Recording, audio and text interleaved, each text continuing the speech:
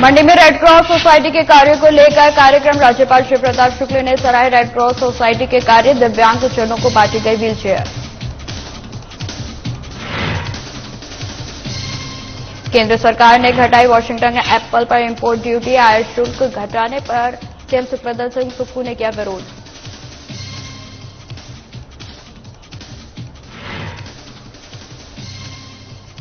पानवटा में घोटालेबाज कंपनी की नीलामी संपन्न। 22 करोड़ 75 लाख में नीलाम हुई टेक्नोमेक कंपनी।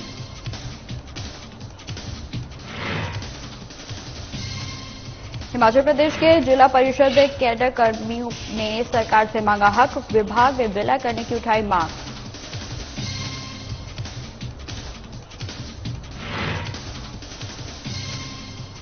और हिमाचल प्रदेश में 30 जून तक खराब रहेगा मौसम। 3 दिन की राहत के बाद 4 जुलाई से फिर सक्रिय होगा मानसून। मौसम विभाग ने दी जानकारी।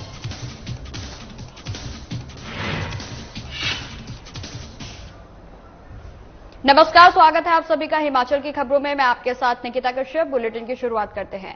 खबर मंडी से है, जहां जिला रेड क्रॉस सोसाइटी की ओर से किए गए कार्यों को लेकर एक कार्यक्रम का आयोजन किया गया, जिसकी अध्यक्षता राज्यपाल श्री प्रताप शुक्ल ने की। कार्यक्रम में सोसाइटी के सदस्यों सहित सफाई कर्मी मौजूद रहे।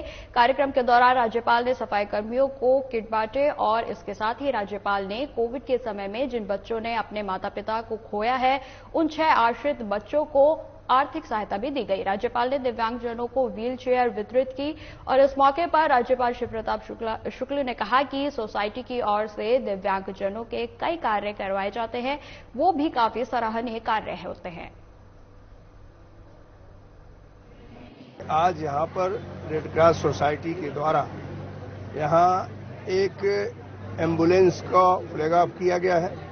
इस एम्बुलेंस के द्वारा उन गरीब लोगों को जो पैसे नहीं दे पाते हैं, उनको हॉस्पिटल तक पहुंचाने की और सब कुछ सुविधा दी जाएगी।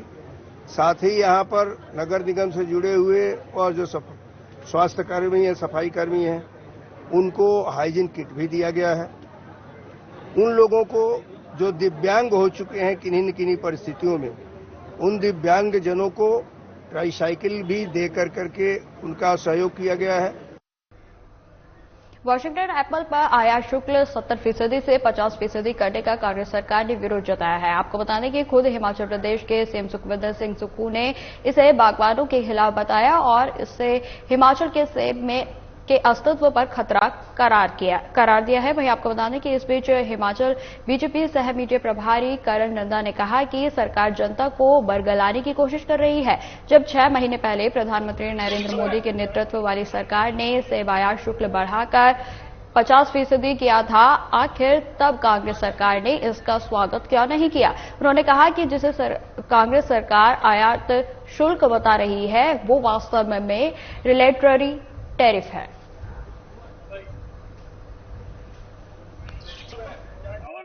केंद्र में नरेंद्र मोदी सरकार ने सेबों के ऊपर आयात शुल्क 50% किया था।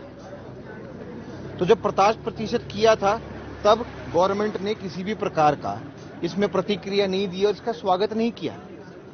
और उसके ऊपर जो है फ्रेट और टैरिफ जो है वो अलग से लगना है।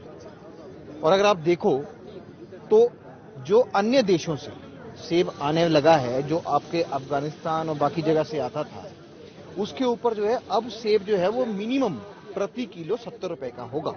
हमारी जो ट्रीटीज ऑल इंडिया लेवल पे हुई है और पूरी दुनिया के साथ हुई है, उसमें वैसे भी 50% से ऊपर आयात शुल्क हो ही नहीं सकता।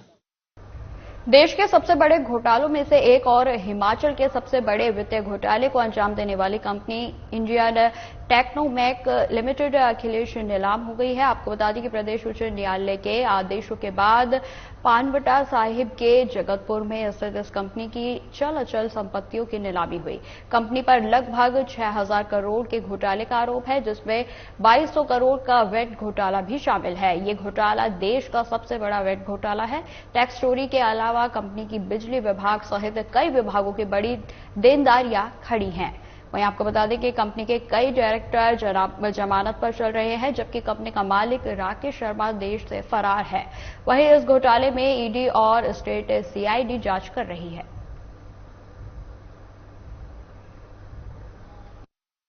आज की नीलामी प्रक्रिया में हमारा टोटल जो रिजर्व प्राइस था वो 21 करोड़ 9,91,318 का था, रिजर्व प्राइस थी, जिसके एवज में हमें 22,75,18,411 रुपये के हमारे जो लॉट्स बिक गए हैं। और जिसमें हाईएस्ट इंक्रीज जो हमारी एक लॉट में आई है वो 168% और लैंड का लॉट है, छोटा सा, नेशनल हाईवे के ऊपर है। दूसरे नंबर लॉट पे वो भी ज़मीन का लॉट है, जिसमें कि हमारी 16.08। नगर निगम मंडी के तहत गठित टाउन वेंडिंग कमेटी की बैठक में 8 मई को लिए गए फैसले लागू नहीं होने के विरोध में आज रेहड़ी यूनियन ने निगम कार्यालय के बाहर प्रदर्शन किया और अनिश्चितकालीन धरना शुरू कर दिया। सीडू जिला प्रधान भूपेंद्र सिंह ने कहा कि मंडी नगर निगम पिछले 2.5 साल से स्ट्रीट वेंडर्स एक्ट को लागू नहीं कर रही है। वही आपको बता दें कि कानून के तहत गठित टाउन वेंडिंग कमेटी के फैसले लागू नहीं हो रहे हैं। हालांकि इसकी अब तक 5 बैठकें हो चुकी हैं, लेकिन इसके लिए कोई भी फैसला लागू नहीं हो रहा है।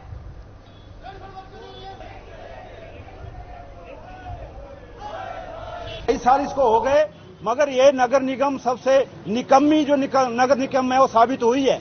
पिछले 2.5 साल के अंदर जो रेडी फड़ी वालों के रोजगार की रक्षा के लिए 2014 में जो स्ट्रीट वेंडर एक्ट बना था, जिसके तहत सभी रेडी फड़ी वालों का पंजीकरण होता है, उनको लाइसेंस इशू होते हैं, उनको स्थान आवंटित होते हैं, उनको पहचान पत्र जारी होने होते हैं, मगर 2.5 साल के अंदर ये जो नगर निगम मंडी है ये एक भी काम आज तक नहीं कर।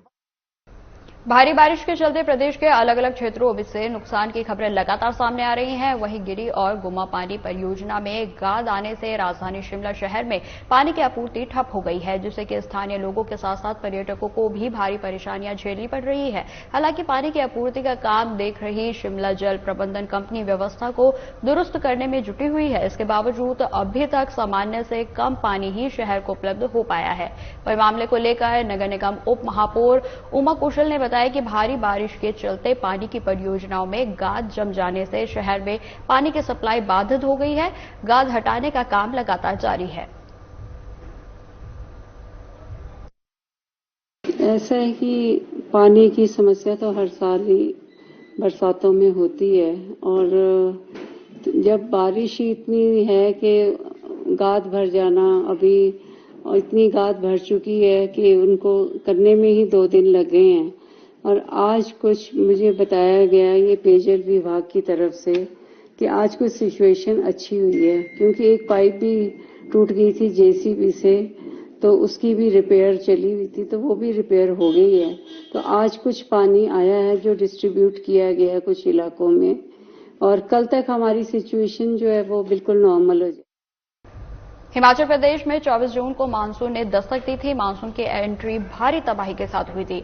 वहीं आपको बता दें कि मौसम विज्ञान केंद्र शिमला की माने तो 30 जून तक प्रदेश भर में भारी बारिश की संभावना है। प्रदेश के सभी 12 जिलों में लगातार बारिश का दौर जारी है। अब तक सबसे कम बारिश जिला लाहौल स्पीति में दर्ज की गई है। मौसम विज्ञान केंद्र ने सिरमौर, शिमला, हमीरपुर, बिलासपुर, चंबा और सोलन में बारिश की संभावना जाहिर की है, जबकि 1 जुलाई से 3 जुलाई तक प्रदेश में कम बारिश की संभावना है। इसके अलावा 4 जुलाई को पश्चिमी विक्षोभ एक बार फिर सक्रिय होगा और प्रदेश भर में ज्यादा बारिश होगी। देखिए 24 तारीख के बाद मानसून सक्रिय रहा, लेकिन अब पिछले कुछ 24 आवर्स में मानसून की जो तेजी थी उसमें कमी जरूर आई है। और पिछले 24 घंटे में हिमाचल प्रदेश के लगभग हर जिले में बारिश हुई है, और जो हाईएस्ट रेनफॉल हुई है डिस्ट्रिक्ट सिरमौर में हुई है, धौला कुआं जगह है, वहां पे 69 मिलीमीटर बरसात रिकॉर्ड की गई है। जहां तक बारिश के सिलसिले की बात है, मानसून की बारिशें अभी अगले 2 दिन और कंटिन्यू करेंगी और 30 तारीख तक बारिशें ज्यादा रहेंगी। लेकिन इन दिनों में जो ज्यादा असर मानसून का रहेगा उसमें जो मुख्य जिले हैं उसमें सिरमौर, सोलन, शिमला, बिलासपुर, हमीरपुर, कांगड़ा, चंबा और मंडी और कुल्लू के भी कुछ एरियाज हैं जहां पे ज्यादा असर होगा, इंटेंसिटी ज्यादा होगी। बाकी जो प्रदेश के जिले हैं वहां भी बारिश होगी, लेकिन कम होगी।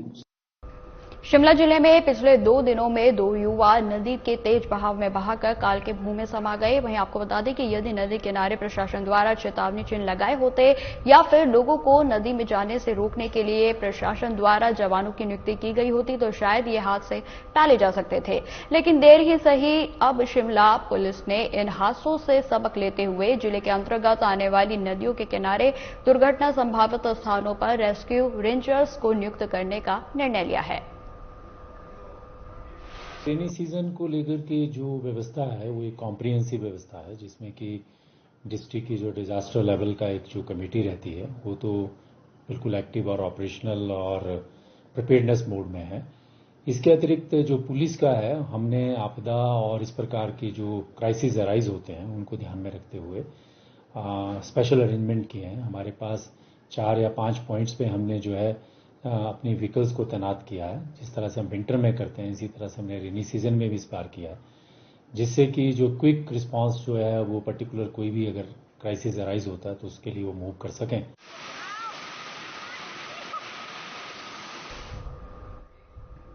अंतर्राष्ट्रीय क्रिकेट स्टेडियम धर्मशाला में अक्टूबर से नवंबर के बीच होने वाले आईसीसी वर्ल्ड कप के 5 मैच खेले जाएंगे। वहीं आपको बता दें कि आईसीसी ने वनडे विश्व कप 2023 का शेड्यूल जारी कर दिया है। ये टूर्नामेंट 5 अक्टूबर से 19 नवंबर के बीच भारत में खेले जाएंगे। बता दें कि अंतर्राष्ट्रीय क्रिकेट स्टेडियम धर्मशाला में एक मैच भारतीय टीम और न्यूजीलैंड के बीच खेला जाएगा। वहीं धर्मशाला स्टेडियम में पहला मैच 7 अक्टूबर को बांग्लादेश और अफगानिस्तान के बीच खेला जाएगा।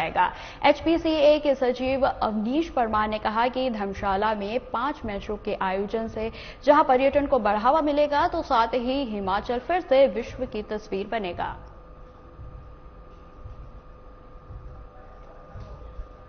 हिमाचल प्रदेश क्रिकेट एसोसिएशन के लिए बहुत बड़ी बात है कि हमें वर्ल्ड कप के 5 मैचों के आयोजन का अवसर मिला है।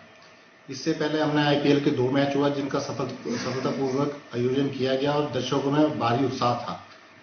हमारी 5 मैच जो मिले हैं उसमें बड़ी टीमें खेलेंगी, जिसमें से कि एक मैच भारत का भी यहाँ पे होगा जो न्यूजीलैंड के साथ 22 अक्टूबर को खेला जाएगा। फिलहाल इस बुलेटिन में इतना ही। खबरों की और भी जानकारी के लिए बने रहें हमारे साथ। नमस्कार।